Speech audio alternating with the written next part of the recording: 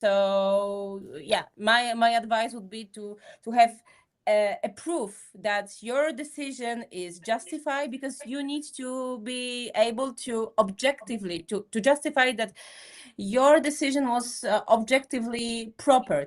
So the person is qualified to, I don't know, risk profile or low profile, because this determines the proper customer due diligence toward this person. So I think this is a huge challenge to find the balance between efficiency and the risk. All right, Joe, what's your take on this? So, at the end of the day, I agree, of course, with the points made by Alexandra, in the sense that with AI we risk having a situation whereby it will be just a checkbox exercise, and at the end of the day, I think even users will suffer, because when we look at compliance, for example, I think Alexandra's point was mostly about compliance, the use of AI in compliance. Of course, AI can be used in many other things, and there could be massive benefits for everyone with that. But when it comes to compliance, definitely the need for the use of AI is there, because now the humongous amount of data and information that has to be vetted and collected and vetted by operators is impossible to do manually, and it is definitely smarter to use AI rather than just old-fashioned automation. So definitely I understand that, but the point made by Alexander, there has to be some human touch, is also very important.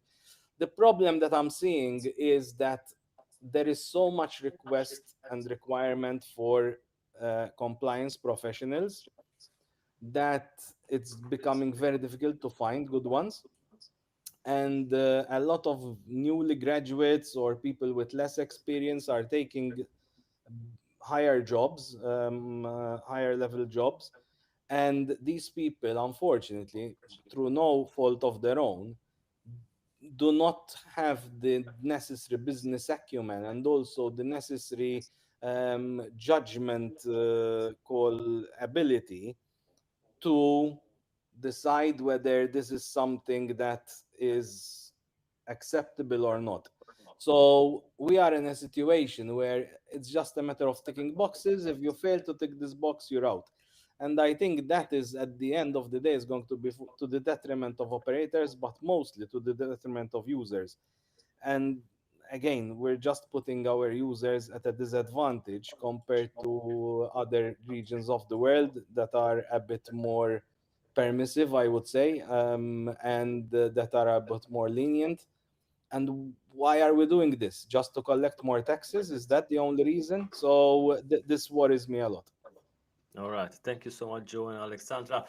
I will ask Victoria before we move to my favorite part of the world, the politics and the representative. So, Victoria, what's your take on the gossip of 2025, and also maybe add an answer to this AI disruption?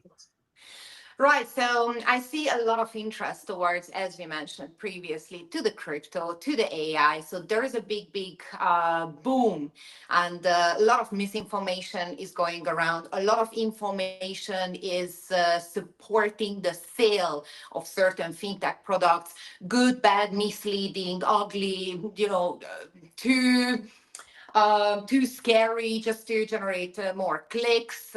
So that's what I see, that there are a lot of misinformation. And when we are talking about AI, it could be actually very dangerous, because AI is just as good as the data that you feed it.